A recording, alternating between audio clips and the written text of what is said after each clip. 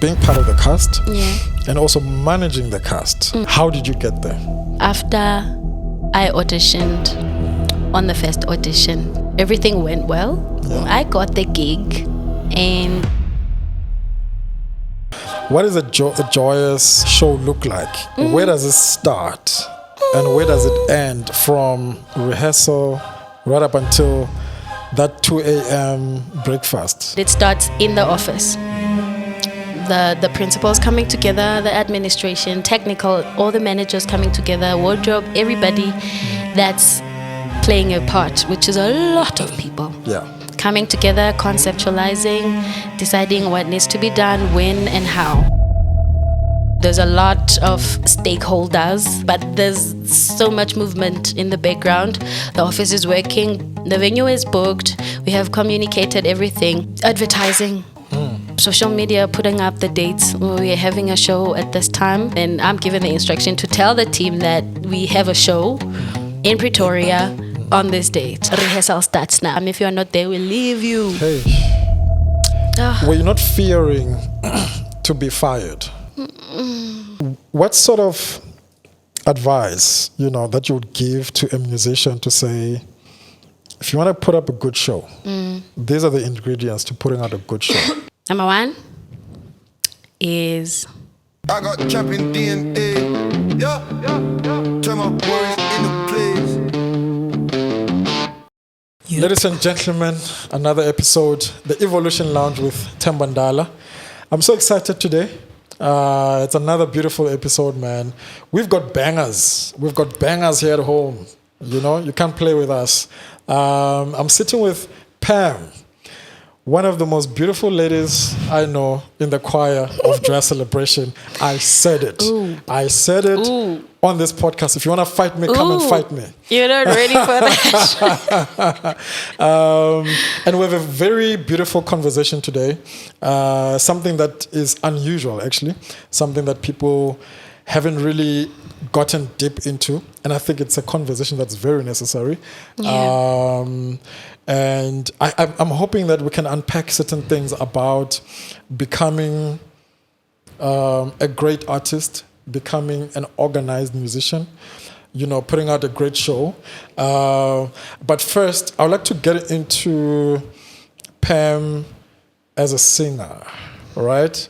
Where did that start? Where did Pam start as a singer? Where did that joy and passion and desire start? Sure.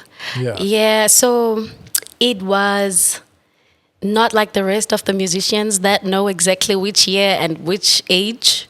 It was just one of the days where my mom sent me to church and I joined Sunday school and I was asked to lead a song, and it just happened that I held the note well, that my Sunday school teacher started using me more often, and that I could see people start crying when I sing at Sunday school. And so I would say Sunday school, but I wouldn't really know what age or which year exactly. Yeah. But like most of the gospel artists, we all start at church. And actually all the artists, because most of us black kids, we start at church with parents, forced or not. But you go to church until you decide, okay, mama, I am living my life now. I don't want to do it anymore. Yeah. So most artists, even R&B artists, start at church. Yeah. So I am not different from the rest. It started with just leading one choir song. And I just thought, if it sounds this nice and it feels this good, I want to do it more often. Yeah. So I then became a gospel artist. Yeah, Like that. So this young girl in Sunday school, how did it come about? Were you a very confident girl? Like, were you really, really that confident that just come and say, no, we want you to lead? No, but there was not a lot of us. Okay. Yeah, there was not a lot of options, so we would all try a note until then the Sunday school leader decides, okay, you are doing a better job. Yeah. So I have never been confident until Yeah, I still don't think I am. I convince myself to stand and do it and go for it. There's moments where I feel like, I'm nervous, I'm shaking, this is not for me. I'm not worthy of these shoes. Yeah. But I've always been that girl that goes for it. If you give me a chance, I will shake while doing it. So as much as there were not options, I also just gave it my best. Also, God just helped me. I don't want to take a lot of credit before we go further in this conversation. Yeah. Everything and all that I am is just because God favored me like that. Yeah. So how did you move into, becoming now a much more, older singer, right? And more mature singer, where you're like, actually, I can sing with the keyboard player, I can sing with the band, I can sing with the choir. Yeah. How did you move then from the Sunday school, growing older, and it's like, no, I'm actually getting in deeper, Right. Was it worship team? What was that journey like for you to transition into that space? Right. Just a brief walk through my journey into becoming a musician. Yeah. So it was first Sunday school back at home, and then high school, joined the choir. In fact, junior school, I started joining the choir because my mom could sing, my aunt sang. So when I also joined school, they were like, Another Jejane, aha, you are not skipping this one. Yeah. And so I had to continue as well the legacy that my mom left. Yeah. So I joined the choir. High school, I continued because the same teacher that was doing music in junior school was still there. So I couldn't escape. So I did choral music in high school. And I was privileged enough to always get that spot. So I did small ensembles, solo performances. I won a few awards as a choral singer in high school. And then I decided to join church. And then the Lord saved me. I was like, okay, I'm going to sing at church because I wanted to serve so bad. So this is me rejoining church after my many years of going to varsity and not deciding. Sometimes I don't go to church and sometimes I do. So I decided to go back fully, serve God with my gift. And so my then high school teacher said, you either decide if you are doing choral or raw gospel. Okay. Because now I would come back with my voice gone to sing choral because I was singing too much at church. Gospel, it's loud. Yes. Yeah. And so at that time there was no education on how to control, how to, the basics of singing. Yeah, so you just, and that's it. So I would go to church, give it my all in the presence of the Lord. Yeah. And then when I have to go to school on Monday, the voice is gone. So he said I must speak. I was like, okay, thank you, sir. I am picking Jesus, of course. So I have to stop. And they tried to convince me otherwise. They wanted me to go to music school and just do choral for a living. I said, if it means I must not go to church, I'm sorry. Yeah. So I stopped at grade 11 in high school. And I went to varsity. Everywhere I go, music follows me. Went to varsity, joined the res choir. Oh, okay. And became a lead singer at res. Until sometime closer to my finishing year, Joyous auditioned there. Before you get to Joyous, Okay. So when was this gap? Where you were doing choral before you do gospel, before you go back to church? Was this in high school? It was first junior. So at home, we have primary, which is up until grade... No, 10? Primary and junior are the same. Yeah. So you go to primary in the same school, but it's just lower grades. Yeah. And then you get to standard 2, I think standard 3, it's junior. Yeah. So you're and junior until standard 7. grade 9 now. Yeah. And then you go to high school from standard 8, grade Yes, 10. grade 10, So they yes. were separated that time. So you are studying in this school because you are at junior secondary school. Okay. And then you go to high school, which Okay. is senior secondary school. Yeah. So in my junior school, I That's was doing choral. choral, yes. You're And not then going to until high church? school. It's in and I out. was not serving, I was not singing in the Okay. worship team. Okay. I was going in and out. So it Yeah. was not even consistent at that time. I also, if I remember well, my family was just going through stuff that they Yeah. were not going to church much as well. So it was in and out. Every time I felt like I'm going, I would go. Yeah. And sometimes I felt like, okay, sure. And nobody forced me at that time. Okay. So, and then until I went to high school. Yeah. And then high school, I realized I needed to go back. What was that moment that said to you, you need to go back to serving at church? Because now, you're still young. Sure. You're very young. I mean, at the time, you probably were a teenager? Yes. Like 13, 14? Yes, like, yeah, probably 14 or 15. Yeah. Yeah. So what is that moment that says, I want to go back to church or I want to serve in church? Because at that time, teenagers are in the streets, right? They're Yes. desiring to be in the street. But you want to go back to the house of the Lord. Crazy. What's happening? I believe that God will take anything to use you or to bring you at a certain place that he wants you.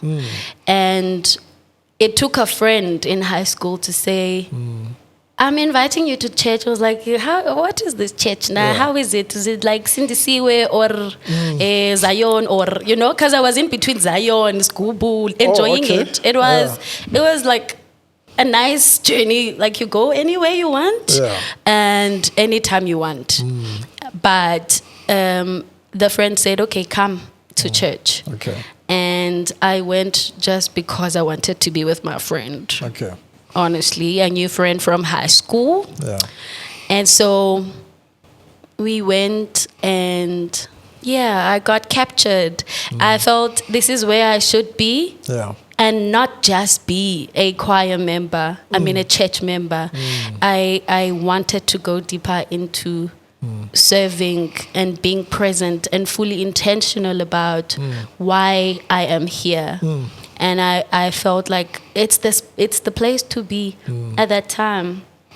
And so even my mom came and joined the church. Wow. After that. Okay. And my sisters now started going here. We all became church members in this church. Just because a friend said, come yar, man, come nand, that type of thing. Yeah. But I do believe it was more than that because I could have also just been roaming around, could have lost it completely, or I could have delayed more. Yeah. But another thing is that even in my roaming state or roaming period, I still knew God as my Lord and Savior, as my Father. I still, even though I went to Zion, because sometimes the difference wasn't there for me at that time. Church is church. Okay. But the basis was still God. The Okay. basis was still church and fellowshipping, no matter where I decided to go at that time. So I do feel, or I would like to put it out there, that it wasn't that we were lost. We were just not placed in a right place at that time. Okay. We had not found a home. Okay. But until the friend said, come to church, and that church became a home. Yeah. Until I moved and found a different home. Yeah. So that moment where you're like, nah, this is home, was it on the first Sunday? Or was it a couple of Sundays? It was a first Sunday. It I'm was a a first Sunday. I'm a keyboard just made you stay. What made you stay? Not this Gubu anymore. What is that thing that actually made you stay? Sound, music. The music. The music. And you're like, I'm locked. The music, I was locked. They sang so well. Yeah. If I remember, she became a friend, Unokwe. She was a girl from very close to home. Yeah. And we became friends after that. Okay. Worship team members. She wrote music that I enjoyed singing at church at that time. She was ministering, and her voice, her sound, the music, the keyboard, like everything was like, okay, maybe I can sing more often here. Without even thinking that I will lose the voice for where I thought I was destined, or well, I didn't lose the voice completely, but I didn't know that it would affect. I just got excited. I was locked in. I was like, yo, I can do this. Sure. And God really spoke through her. He didn't just use the friend, he used her as well, because her ministry, every time she ministered. I was young at that time. I understood that crying means you have felt the Holy Spirit. So I would, like, this is it. Were you crying because of the Holy Spirit, or were you problems? Problems at that age. Or school. Or stress. So how do you get your parents, your mom, to come join in? What do you tell them when you get home? She says she was going to a different church. So she walked in on us, I would say. She just walked in a church that time during worship. And maybe. And then she says she went to speak. Just like after we were done singing, and then she asked that she shares a word. My mom is like that. Like she won't waste. She's very out there, outspoken, and she's all right. I love her so much. I wish I had her confidence. So she says, I was walking past to Power of God, the name of the other church. On my way there, Sunday morning. I heard these voices, and I couldn't resist. I couldn't resist. I had to turn. I had to turn and come this side, and I do not regret it. So it was not because of you? No, she did. I wasn't even thinking. I was baking probably at that time, but we were worshiping. And the nice thing about that church and worship is that it was sincere. We were taught not to play with worship. As kids, we were taught that if you were standing there and you're ministering to God, you are not just doing it because you have a voice. You are shaking heavens, and it's ministry. We understood worship to be so sacred, so important at church or in the church, that everybody must feel something. So they it were must very start strict with about that. Very. It must start with us so that the service can go on well and the pastor doesn't have to preach. He always said, I don't need to preach if you guys are singing. I don't want to. Get to a point where I don't even go up. I just go up to close the service. Because you guys then will be... we had to really be mindful about what we do when we are standing in front of the church. So at that time I was like, yeah, girl, you did well. It's reassuring that we are doing a good thing if somebody will be walking across the street. And I'm like, and then come because we were singing. Okay, God, thank you. That was a very proud moment for us, and a humbling moment also for my mom to have listened to the voice of God and just surrender like that and not be like, that church, bantwana, or all the other reasons. Like she just fully surrendered. Do you think music at the time was at least part of healing?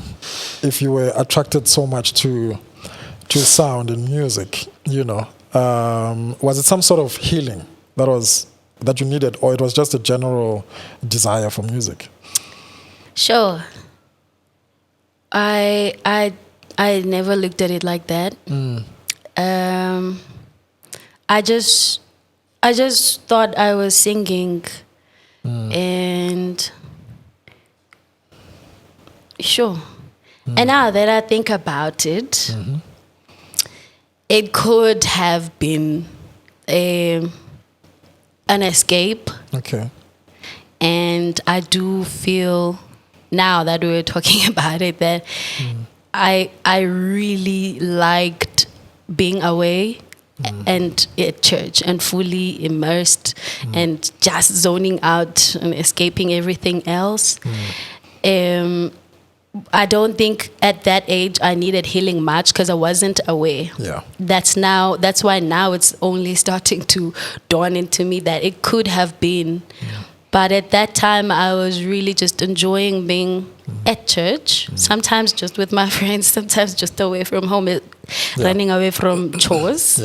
But sometimes I liked looking at people experiencing what we do in a way that says the Holy Spirit was here or God is using you.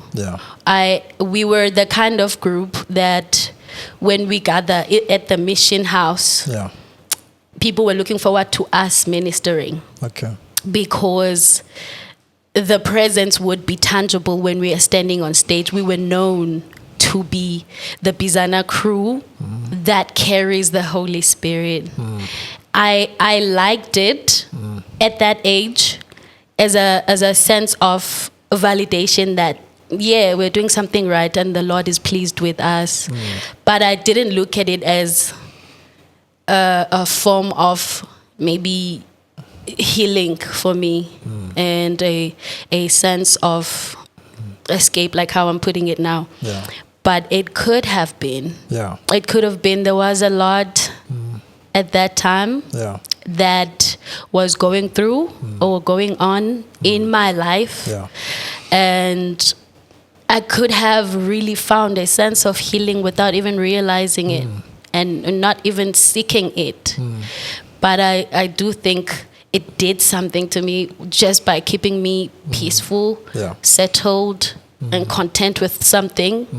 And at that time, chasing something that felt purposeful. I felt like I had direction. Going to worship was like, okay, practice. Like, okay, you don't know what you're doing? I'm going to church. Like some sense of direction and just knowing that I'm doing something for the kingdom of God. But it feels deeper than that now. It feels deeper than that. Music, and I think that's God operates in different ways. And the Spirit of God can catch you wherever you are in different ways. Because we think we know, but actually God knows us more than we know ourselves. Absolutely. The Holy Spirit knows what's good for us. At any point in any time when we are defeated, the Holy Spirit will then take you out or would comfort you.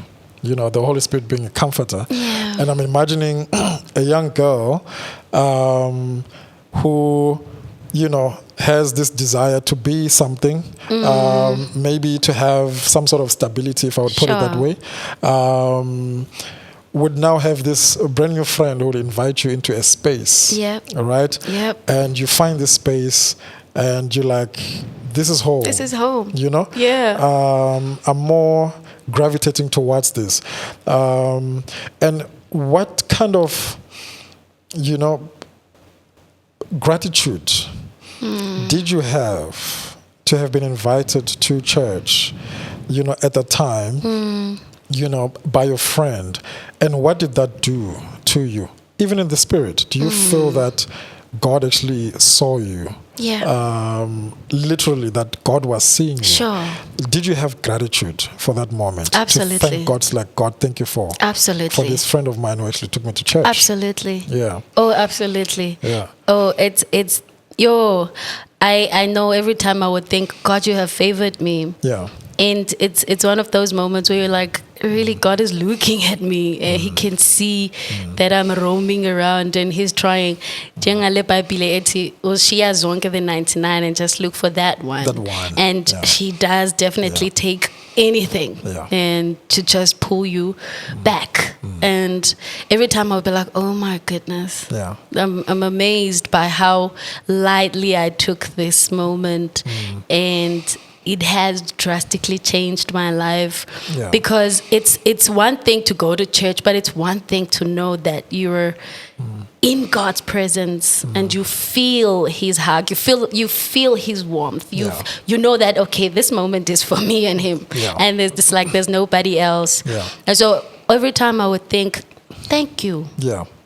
Thank you for loving me so much to not let me die out there or perish out there. Yeah. But you just came for me. Yeah. And you didn't come for me only and my family. Because my mom is deep in now. She's the most prayerful woman I know. And it only started at that moment. And she never looked back. And so he didn't just reach out for me. He reached out for me to use me for the betterment of my family as a whole, and to reach out to everybody at home. So it's I know it's a humbling moment now, but it's always been a very humbling moment. I look back and I'm like, you did well, bro. You must be proud of yourself. Yes, because I mean, if you look at this Pam, that girl saved this Pam. That young girl made decisions for this girl that's sitting right over here. Absolutely. That young girl. What do you want to tell that girl? Girl, you did well. Okay, no, you tried.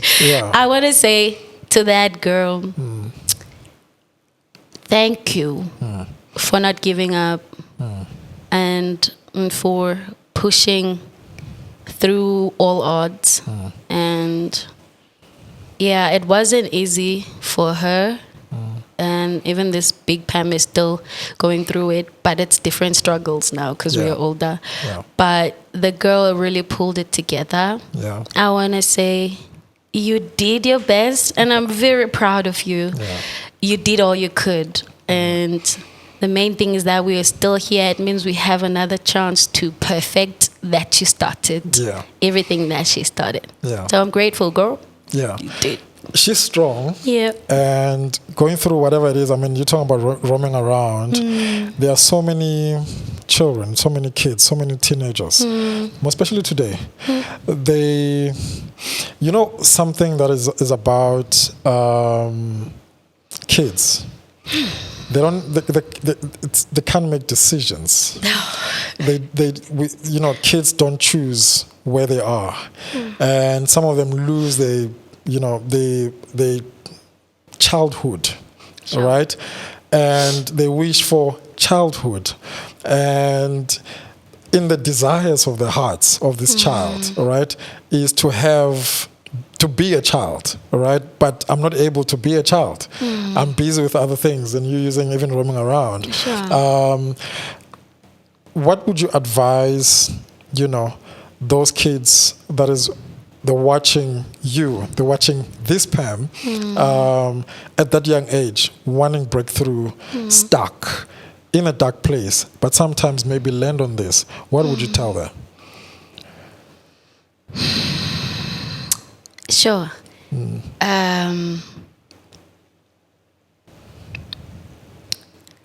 I want you to not jump into becoming an adult. That you miss all your childhood moments. But I understand that life has put them, or you, that you're watching me right now, yes, you're doing a good job. Life has put you in this position that you have to grow up quick or adjust to a different situation. It's not your fault, and you're not alone. If you push just a little bit harder, you will break through.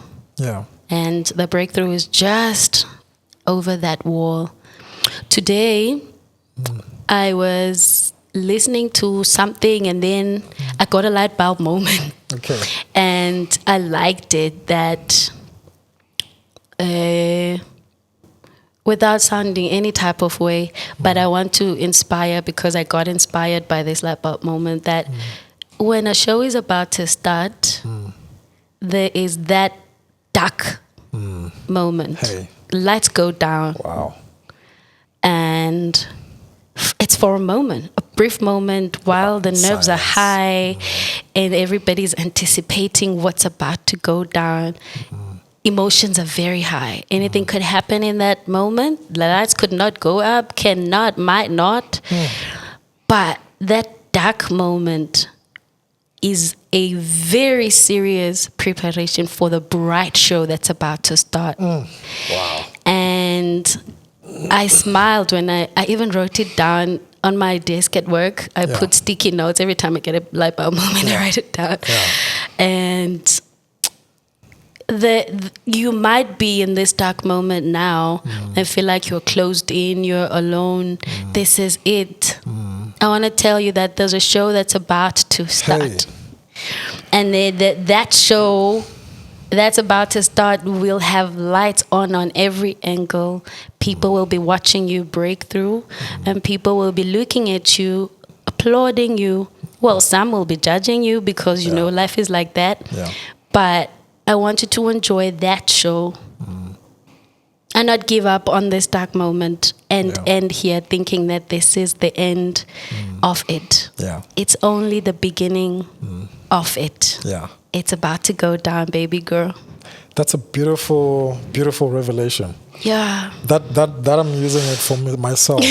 I mean, before the curtain opens, you're behind the curtain. Sure. There's an audience that you're not even looking at. You can't even see. They can't see you. Everything just goes dark. Yep.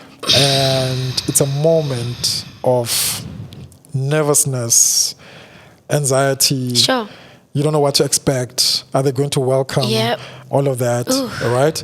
And I went through a phase in my life, a very, very dark phase in my life, where I questioned a lot of things, right? I even questioned the presence of God in my life. And for me, it was like, but I grew up in church, and I did everything that is churchy, right? And I was like, out of all people, Lord, why me? Because I've seen my grandmother go to church. I've seen my mother serve in church. But why me? Don't we? And funny enough, in this dark place, even people leave. Of course. They go. And you realize that, you know what, you're on your own. You're right. But that light, when it's about to go up too, there's just this... It becomes heavier when you're about to go in. Right? What moment for you that was like, this is about it, and I'm about to break through, and I'm not letting go? There might be wounds, there might be pains, there might be things I'm dealing with, but I'm not letting this one go. What moment was that? I've had too many small breakthrough moments. For modesty purposes, I'm going to say small, but I'm very grateful. They're large. Every bit of it is important, and I'm grateful for. But, you know, as human beings, we just look at it and measure it based on what you were expecting or what the other person got, or, you know, how the normal size of breakthrough looks like for other people. However, even the smallest thing is a breakthrough on its own. And normally it's in preparation for something greater. You know, when we say baby steps and things begin here and then you progress further. But my breakthrough moment that almost felt like wasn't coming. You said I must talk about Joyous, but Joyous has been was Joyous Celebration.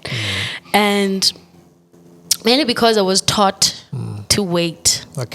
I was being prepared for, I was being humbled because I wanted things to really happen faster. And I believe it was God saying, you're gonna chill, my girl. You're gonna wait. You know, it's not like it's not coming. It's just not gonna happen at the time you want it to happen. So after I auditioned, on the first audition, I'm jumping in. Go in. For the sake of the topic. Go in.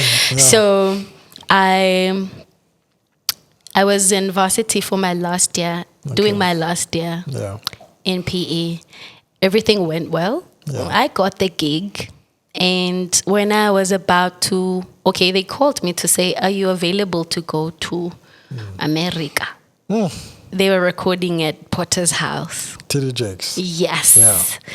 I was not done with exams. Hey, you guys left me behind. Hi. Yeah. I said, I want to finish school, writing exams, then I can contact you. They said, no, finish school. It's important. I couldn't wait to finish school. I wanted to go. I was like, eee. Let's rewind this. So you get a call to say you got the part. Sure. And then you say, I'm not ready. I'm in school. I'm finishing up. Can I write my last exam and then contact you back?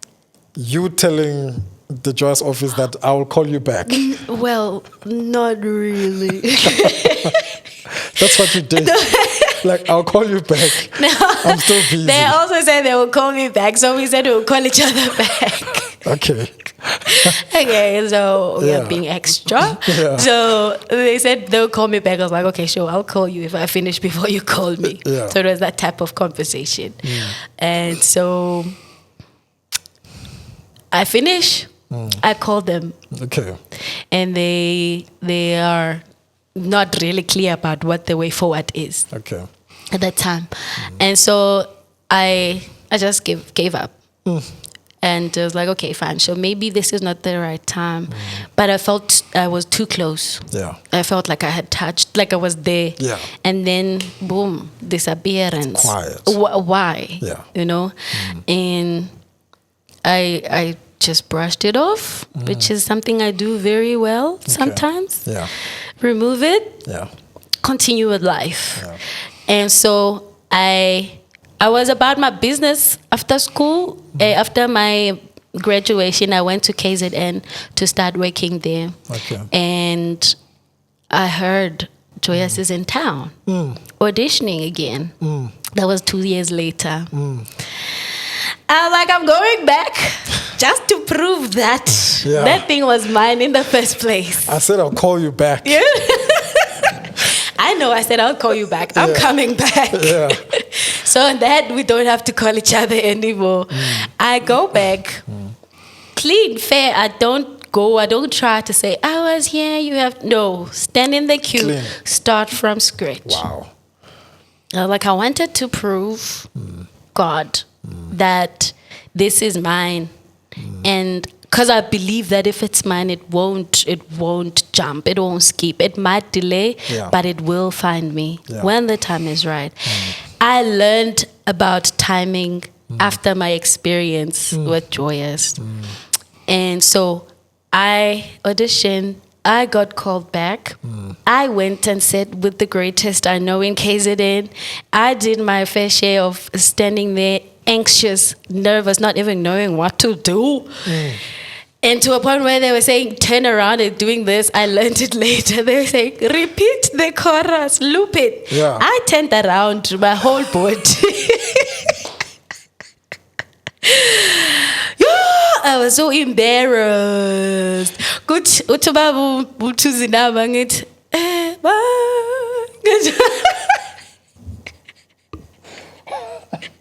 Okay, we're laughing about it now, but oh my gosh.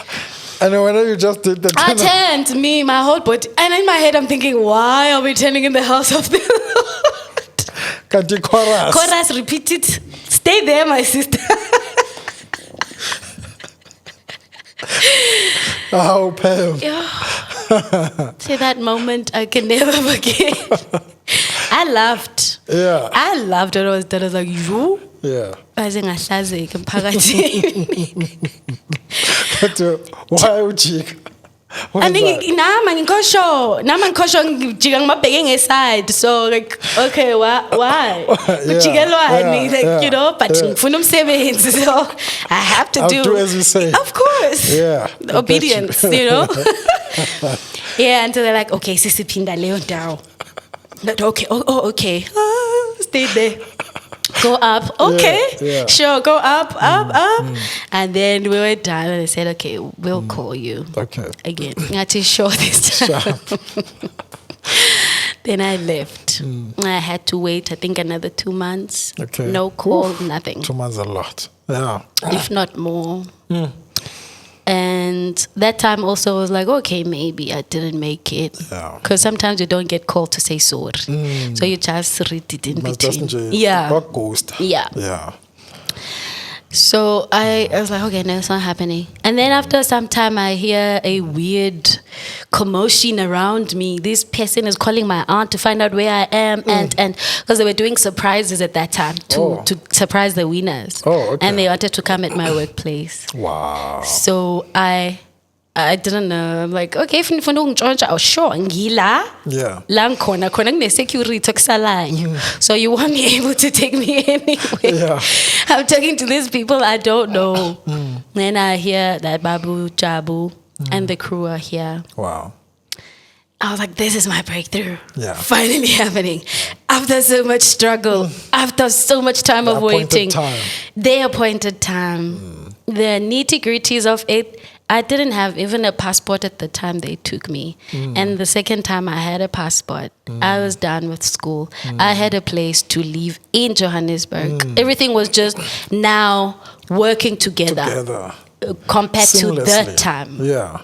You know, I wasn't raped. You were stable and everything worked together. It did. Yeah. The second time was the perfectly appointed time.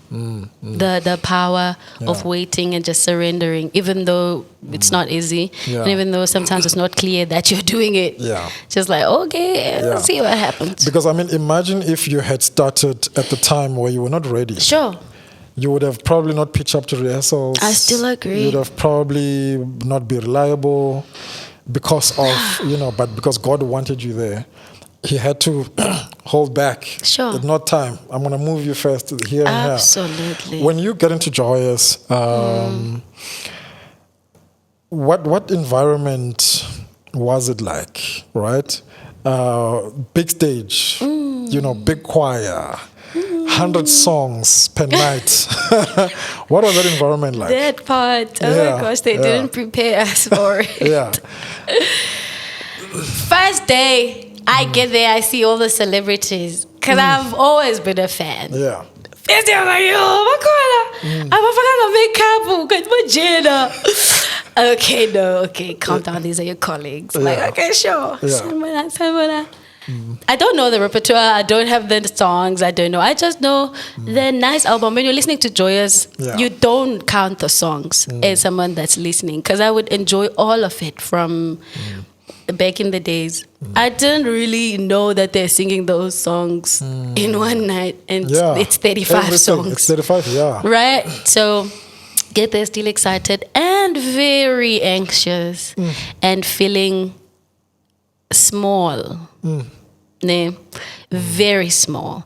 Remember this girl that comes from back home winning choral awards in varsity. She was leading every bit of a song. Like, I'm okay. I think I've got it. Even the auditions are an assurance in a way that okay, you have got something special, a potential, and the people that are choosing you, they would want to see you expand or work on that. You have something that you're bringing to the table. So I was like, okay, Lord, I'm cool. They took me. And then I get there, I'm like, ew, Baton. 35 songs, eh? I must sing at the same time and dance at the same time. I must learn all the lyrics, even Afrikaans and Venda and stuff. Yeah. And all I can't sing like this. I must sing like something. Did you go to rehearsals? I did. Yeah. So the first day it was rehearsal time. I went to a rehearsal on the first day. Met the guys, because I flew from Durban to here. It was the recording year 2022. Okay. So they were doing rehearsals for 2020. Joyous 22, sorry. Okay. Joyous 22. So I came for 3 days. Took leave and I came to check it out. I was like, should I come back? Should I not? I felt intimidated. Yeah. Then I was like, sure. We will see. Yeah. Wing it. Yeah. Rehearsal. Like, okay, there's so much to learn, but I'm prepared. I will just try my best, give it my all. Yeah. And so see what happens later. Yeah. And then I traveled home, back to work. And then they keep sending songs. So I made friends that were sending, and in the group they record and send. Okay. So it means you put in the extra work, listen to the music so that you know it before you come back, or just be on the same page with everybody else. Yeah. So I did that, practice, and then I come back ready for the recording. I was singing soprano at that time. Okay. And it was the most depressing time of my life, because the soprano that Joyous does is not soprano, it's on top of soprano. Hey. You know? And me, I was not prepared. So Joyous 22, Yeah. beautiful music. Yeah. I didn't enjoy it. I was traumatized. Yeah. I didn't enjoy it. Yeah. After the recording, I was like, "No, please, my friend, out. Take me somewhere else where I'll Can't be go on top of comfortable." soprano. No, Like, no. what's that? My capacity ends here. I can't stretch further than this. Please Yeah. take me somewhere where I'll be comfortable. He says, okay, by the grace of God, he allows it to happen. And I started my journey on Joyous 23. Yeah. Where I was comfortably singing alto. Okay. And I still had to push also because now we want a joyous sound. Yeah. The joyous sound that I didn't understand at that time. Yeah. Only now I'm starting to grasp it. Yeah. It still needs to be perfected, but it's better now because I have understanding of what is really required now. But yeah, it was a serious transition from knowing to not knowing. Yeah. And then from learning. Erase everything. Yeah. And then they starting now all afresh. And also you were not prepared to unlearn. Yeah. You are deciding for yourself, okay, I have to adjust. Because now either you stay there in your knowing and not transform to where God now is placing you and not transition. That's the right word. So I had to unlearn and just be me. Yeah.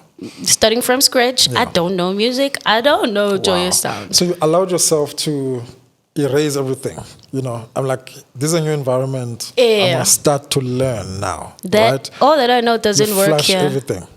Well, I used bits of it, but normally it no. Yeah. It's a different space. Yeah. A different ball. Like it's different. Yeah. Were they patient with you? You know, absolutely. learning and giving you time and grace. What was that like? Oh, Ngobi is great. Yeah. He is great. Very patient with all of us. Okay. He has his moments, like how we would if you're dealing with 35 people, voices, and we all have different needs, special needs. Yeah.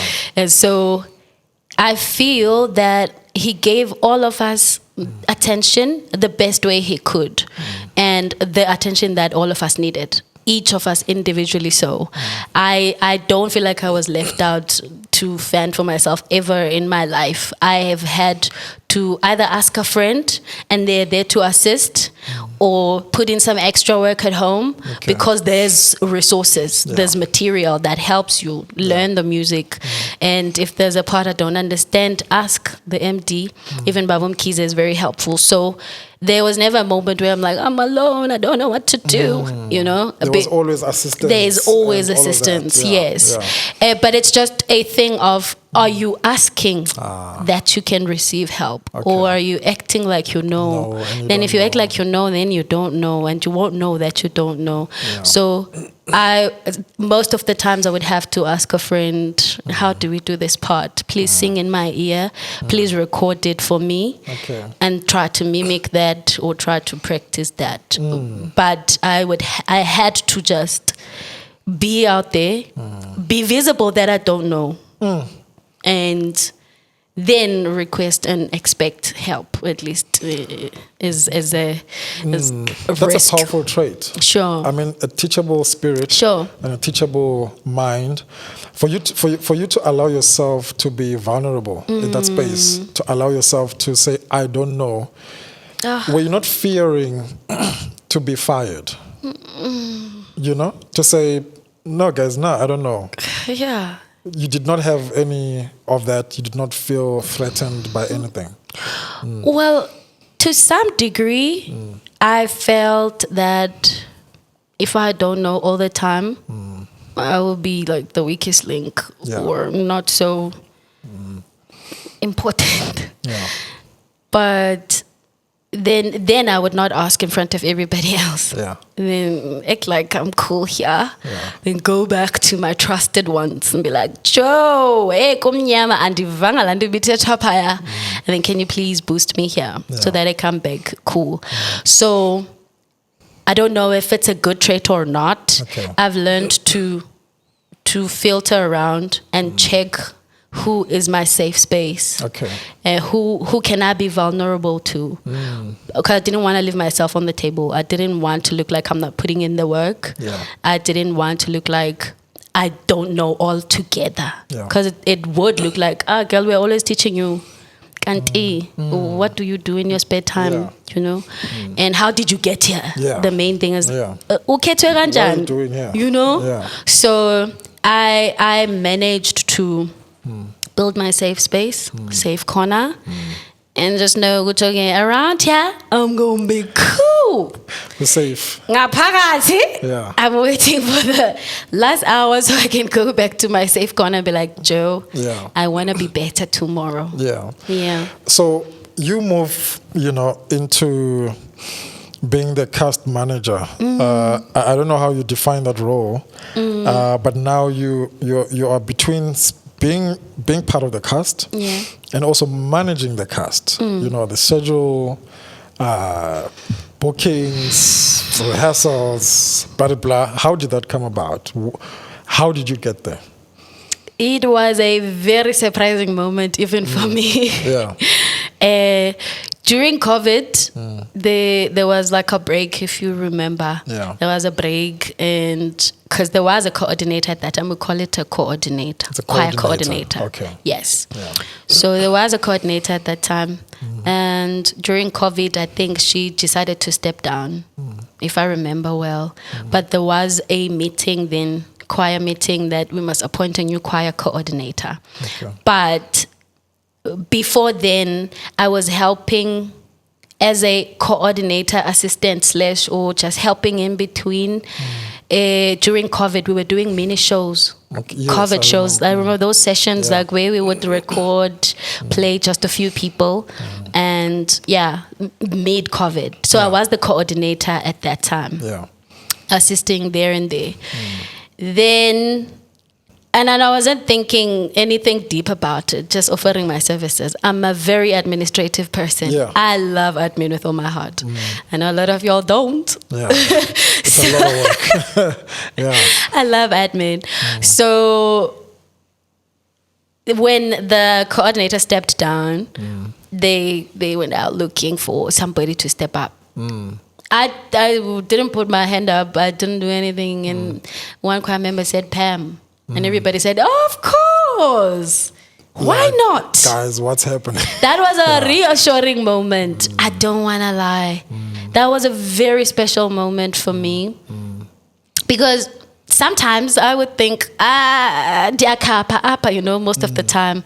And to feel seen like that, I was like, okay, I am making a difference in probably a different aspect in the choir, and which is nice because I've always wanted to branch out. I don't like to really be one thing. I wanted to be more, even get to project management. So I knew I wanted to do something else than singing in the choir. That's why I even took that role mid-COVID. So I was like, you see me? Thank you. You're my favorite people. So I took the role with gladness. I'm good with people. I'm good with organizing, managing, running things. I like to see things come together. And so planning and singing was so nice. I had my fair share of pressure and anger, like, why are you not responding to my messages? But they were all like, okay, we will do, sure, we're cool. And there's respect, there's understanding. We all flowed very well. That when I stepped down, it's because I was moving. I thought I was traveling to Turkey I had gotten an opportunity to travel, and it didn't happen. So I sort of handed over or back the ropes to say, because I'm traveling, so I won't be around. Then I had to step down. Yeah. Then I didn't go, but I didn't go back because somebody else had already stepped up. Yes. Yeah. But it was the best time of my life. Yeah. I like to feel resourceful and needed. Yeah. I like to feel busy. I don't like spare time a lot. But I do like my sleep sometimes. Yeah. You know? Yeah. But I felt really utilized and really needed and really important. It's something that gave me a sense of that I'm important in a way, because now Pam this, Pam that, Pam this, Pam that. I'm not coming. Where am I sleeping? Where's my room? What's my room key? Oh, I missed my flight. Oh, so stressful. Yeah. I'm on my way. How far are you? Okay, where are my bags? I don't see my luggage. You know, managing a lot of people. A lot of people. And so sometimes I'm like, guys, never die, you know. But sometimes I'm like, okay, with so much grace, sure, we'll move past it. It's okay. And so it was nice. Even when I'm standing on stage, I'm like, I put this half of it or quarter of it. Yeah, I mean, take us through that. I mean, what is a joyous show look like? Where does it start, and where does it end? From rehearsal right up until that 2 a.m. breakfast. Where does it start? Where does it end? Breakfast. Yeah. You know about it. Yeah. It's dinner actually. Dinner, yeah. At 2 a.m. Yeah. Just take us through that process. Sure. Yeah. So it starts in the office, man. But I won't take much credit. I was not too involved in the planning, development, and getting to its stages. Yeah. I was getting information from the office to send out to the team, the choir and the band, and it would be already something that's done. I wasn't in the planning process. So I do know that it starts in the office. The principals coming together, the administration, technical, all the managers coming together, wardrobe, everybody that's playing a part, which is a lot of people. Yeah. Coming together, conceptualizing, deciding what needs to be done, when and how, and then the sponsors. And after that, then it goes up to advertising, social media, putting up the dates. We are having a show at this time. This might not be the exact steps that are followed, but we advertise the dates, and then I'm given the instruction to tell the team that we have a show in Pretoria on this date. And rehearsal starts now, or tomorrow, or next week. So we communicate that information, and then rehearsal starts on the actual day. But even the venue, the venue must be booked. Catering must be there for rehearsals. So there's a lot of stakeholders and a lot of people involved before the actual rehearsal. Okay. And then we start rehearsing, which is the easy bit for us choir members. You go and sit there, but there's so much movement in the background. The office is working, the venue is booked, we have communicated everything. And then now the planning starts, or maybe the moving to the venue. The technical team, everybody working together. Sound must be there, lighting must be there, video must be there, audio must be there, you know, everything, stage, crew. There's so many people. Yeah. The wardrobe starts moving in, catering starts cooking in the kitchen. That's after rehearsal. And then we move to the venue. Now, this is where I would come in. The hotel is booked. Yeah. And so I'm given the name of the hotel, the traveling time to the venue. The bus must be booked that takes us to the place where we're going. We communicate meetup points, and we meet at that time. At that time, if you're not there, we leave you. Hey. I'm joking. Yeah. But we do. How far are you? If you are so almost 10 minutes for 5 hours, we'll leave you. I'm almost there. And there's like 30 minutes. No, bro. Yeah. We're out. Yeah. You will follow. So yeah, then we move, we get to the venue. sound check, stage, everything is already set for the choir. The nice thing about the choir is, which is not so nice because every person is doing their own beat, what they're here for. So I mustn't really say it's nice. If you are hired to do sound, you will only be doing sound. You won't jump to stage to sing. Apart from me, that will be running around and then singing at the same time. But everybody's doing their beat. So we are hired to perform and sing. So we will get there, mic up, backstage. Mics are already there. They're connected. Someone is doing that beat. Everything already organized. It's very few moments in my 8 years being with Joyous that you would find that mics are not enough or something is just outstanding. But the quality, the detail of putting together this show and everything done on time, because it's serious. Everybody takes it so serious. And so you get there, given a mic back on stage. The band maybe has started sound checking. Everything of theirs is sorted. They just get in plug. That's it. You carry your guitar. You get everything else. You go there. Everything is there. The stage is set. There's lighting. Front of house is there. Jose is there with our mics. You just say, I can't hear myself. Okay, take it up. And then, oh my gosh, so smooth, so easy. And I know it's a lot of pressure for everybody else, because now putting together everything is no child's play. If one switch drops and then the whole show is done.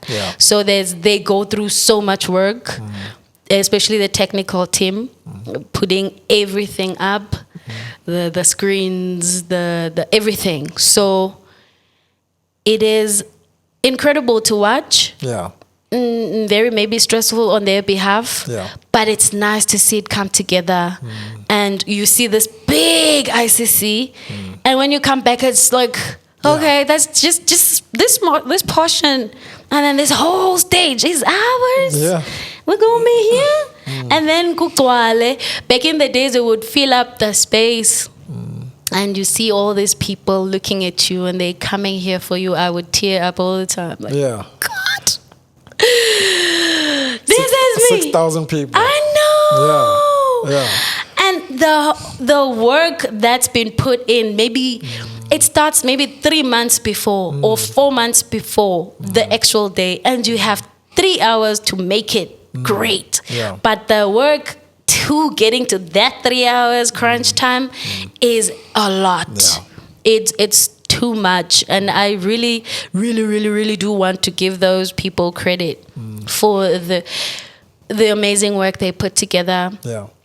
Because I mean, Joyous is known for good quality sound, quality video, quality audio. Everything is just costumes, wardrobe. Everything is. Even makeup, when we get makeup artists, they're picked because they can do our skins, different skins. It's like everything. And we just come to sing. And everything has been prepared. Hotel, you go and sleep, get your key, go to breakfast. Lunch is ready. Dinner is ready. The car is outside waiting for you. You've a schedule. You know what time you get. Just be there at 10:30. Tickets, done.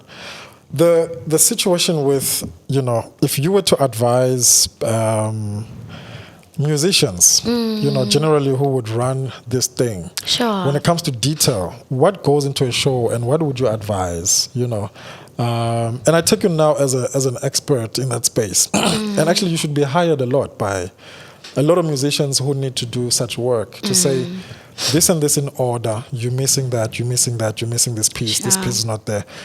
What should musicians and artists look out for? Because I can imagine, I mean, a place like Joyous, as a musician or as a singer, everything is done for you. You just arrive at this time at the rehearsal. Catering is there, already done for you. Costume, flights, hotel, everything is done. What sort of advice, that you would give to a musician to say, if you want to put up a good show, these are the ingredients to putting out a good show, right? A successful show. all shows are different, my friend. Yeah. So I think I've done a show for an artist. I've not even knowing which part I'm playing in that show, but I ended up running the whole thing as a project manager. Yeah. And now that I understand it better, I was running the finances. I was running the whole, everybody that I hired. I had to make sure they're getting the work done. I was working closely with Siangoba, who recommended me because of the coordinating role at Joyous. Because he could see me running things. And the artist was looking for a coordinator at that time. And I thought my role would be just to coordinate their voices and the band, not to run the whole show. And then I find myself being the one with another partner that at some point I would have to just oversee. And I put up that show and it was good. Or we put up that show and it was good. I'm saying this because I'm sitting here alone. And so I never really got the credit. So I'm going to give it today to myself. Amen. It was a really beautiful show. The main thing though is to understand the vision and just know why you're doing it, and then get the right people that also carry the same, or explain it better to them to sort of carry it with you. One thing any person can't do is carry anything alone. Especially now in collaboration we work better, together we work better. I believe as a recording artist you can't now want to manage the whole thing. You will be stressed. You will crash at you. So it's important to have a good team put up, people that really are for you, that want to see you win, people that understand where you want to go and want to take or to go with you or take you there. Because you could hire a manager and they just flop it, or an organizer and they just go the other way, and get vocals that don't even want to put it their work, and the band that doesn't come to rehearsal sometimes. So it's important to get the right people. I think the recipe is the vision must be clear, communicated well, and then get the right people to assist you. Don't try and do it all alone. There's gonna be a part that lacks. There's gonna be an element that will miss. And you can't see all of it alone. But every show is different, and people are different, times are not the same. But also, if it's a gospel gospel show, base it on God. Like, layer that foundation for clarity, for guidance, for ease into it, and for a peace of mind. Because even if you have let these people run it for you, you will still worry if they're doing a good job. If you don't have that peace in your heart or that peace of mind.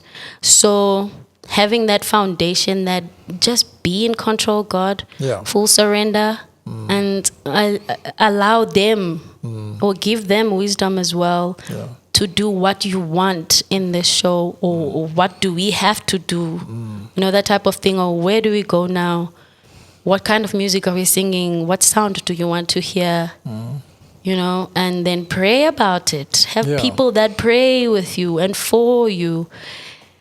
And the money to pay people, man. Pay.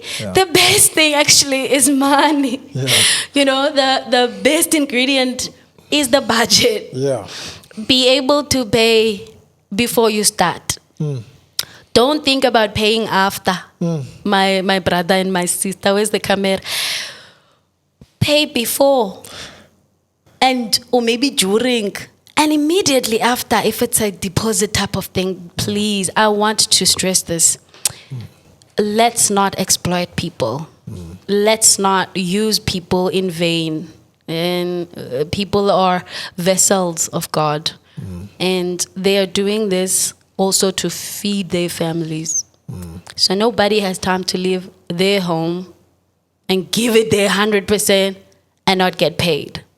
So budget is very important. That is the biggest, I think, flop for a show. That is the most biggest downfall for a lot of organizers, is doing a big show with no budget. I've experienced it myself. You're trusting God for it. There is trusting God. There's also having sponsors who pitch up, who don't pitch up. Oh, yeah. There are a lot of things, but I think it's a big part. And I think for the entertainment, it's just also to understand that it's work. It's not just for fun. No. Yeah, it's work that needs to get paid. Sure. Right? Yeah. So how do you advise, relationship, and I mean to close it off in this conversation, but the relationship between the lighting, the cameras, venue, everybody that artists need to have. Because you can imagine an artist that would have an attitude. They don't know the lighting guy's name. They don't know production. They don't know the catering. They just want to get on stage, sing and go. How important is the relationships, the collaboration? Sure. That is very important. It's very important. We might take it lightly because I do think it happens. I do think it happens that you will get there as an artist and just call out for the front of house engineer to say, sorry, sir. Yeah. Or sorry, Puti, can I hear myself in my ear? Yeah. But you don't even know what they look like. I am also guilty of that. And I like that you are bringing this up because it is important. It's not only the relationship, but it's also seeing somebody for the work they do, their input in this project, and respect, it goes back to this thing of just a random thought, passing somebody without greeting them, or getting in the lift and not greet, or that kind of thing. You get on stage, somebody's there's another sound engineer the other side, there's cameras that side.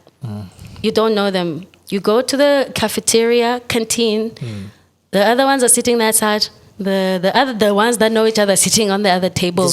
There's groups. Yeah. So it is very, very important. I do think that if it would be mastered, we would hear from the product. We would hear from, oh my gosh, I'm sure it would be so amazing to not only be the sound crew that's cool and close and tight, to even to also go to the stage, to go to backstage, to go to the kitchen, to go, like everybody just knowing each other, laughing with each other.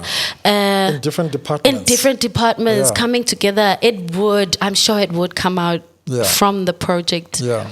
And because also you are not building just this project, you're building relations outside. Yeah. You leave a mark on people when you're kind.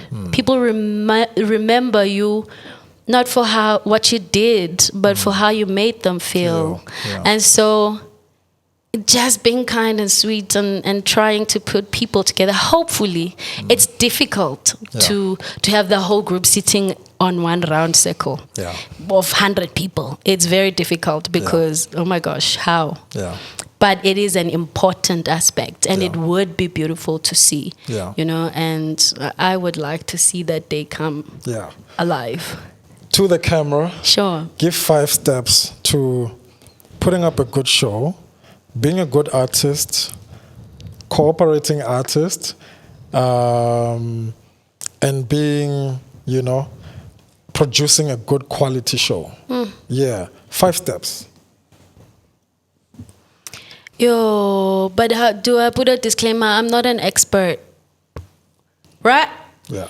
And there is no one recipe, but one thing that makes one person successful or one project a success, number one is God. I know this is cliche, but we can never stress enough the importance of knowing, relying, depending on God for where He's taking you and what He's doing in your life. And because now I'm talking about gospel music, I want to also mention God more, because now you are ministering and talking about Him. It would be in vain if He's not with you. The Bible says, those who build a house without God, they're building in vain. So it's important that you don't build alone. And so before you start, acknowledge, know where He's taking you. Step number 2, have money, the budget, get sponsorship.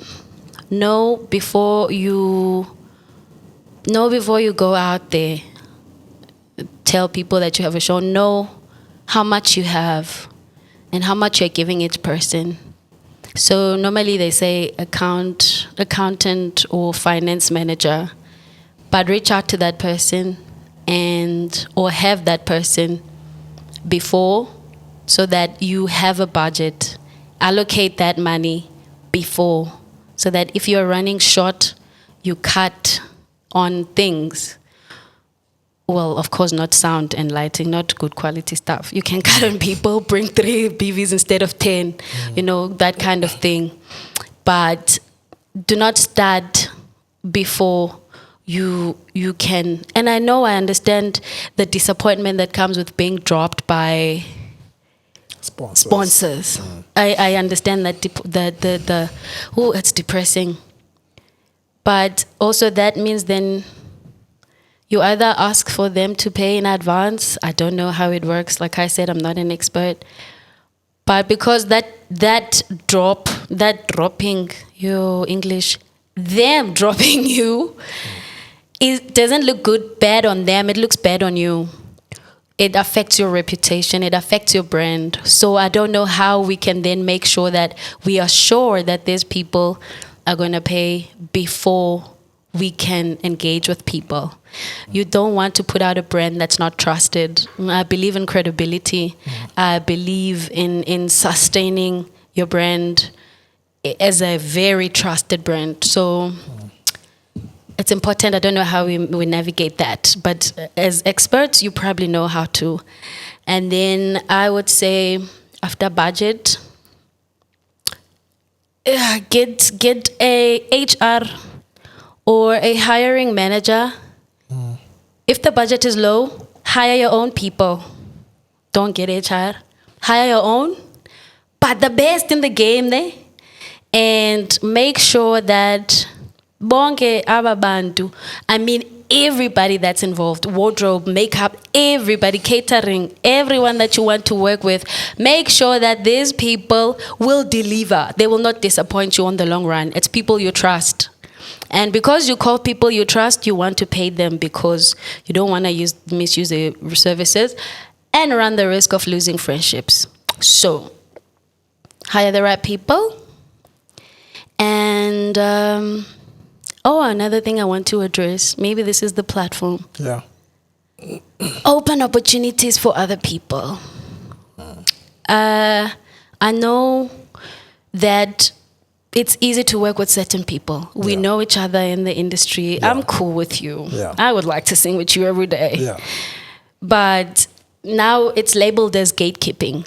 I've heard that term for a long time, that only a few people are working. Yeah.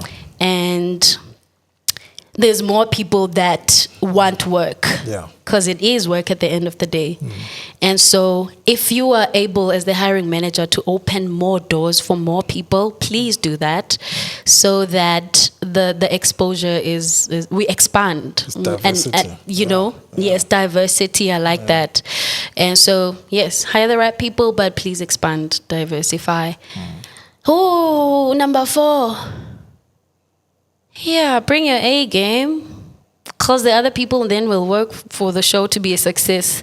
And now, as the artist, try and minimize stress and have a clear mind, so that you give it your best.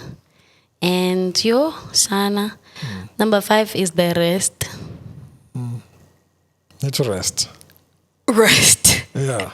Rest. Oh, well, I don't know. I don't have number 5. Yeah. Themba, Yeah. I bet you know how to do these things. Marketing. What would you add? Marketing. Andithi uyabaqesha kaloku bonke abantu bazokwenza izinto. Yeah. So, I mean, they are hired. That's very important. Most of them are hired, but don't do the job. You can hire the best in the game, which actually talks to the budget. But I think a lot of shows, I mean, we've seen a lot of shows that are like, oh, so-and-so is in the country. When? How? You know? Damn. So I think marketing is also a big part of that. Of course. Absolutely. You know? Yeah. Absolutely. It is. Yeah. And research as well. Yeah. But yeah, Pam, thank you so much for coming. We really appreciate you. I wish we had a much more longer conversation, but we'll have more that's coming to speak on it. I'm actually praying that you do a lot of shows because you have a lot of knowledge and a lot of understanding. Joy is a big project. Amen. You know, you learn a lot just from doing Joyous Celebration. Sure. And so I wish you would do quite a bit of shows. If you want to hire Pam, how do they get hold of you to hire Pam? Oh, please hire me. Yeah. I'm on Instagram. Okay. I am on Instagram. You can DM me. And that's the only platform that I'm active on. And on my Instagram account, there's my email, which is jejanepamela@gmail.com. You can drop me an email. And yeah, DM or email. But also a word of mouth. Send somebody that knows me. Please find me. Look for me. Ask about me.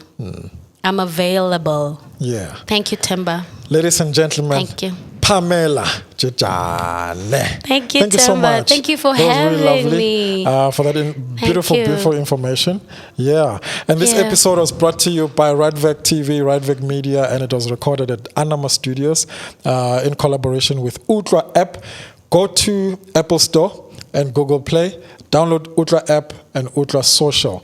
Utlwa Social is a video streaming platform that you can check out, socialize, share, and be with your friends. Ladies and gentlemen, the Evolution Lounge with me, Themba Ndala. Pam, thank you so much for coming. Thank you for having me. This was amazing. I wish we could talk more. Hey, I'm sorry if I messed up, though. No, that's good. Apologies. And it's a wrap. Thank you, guys. Yeah. I got champion DNA. Yeah. Turn my worries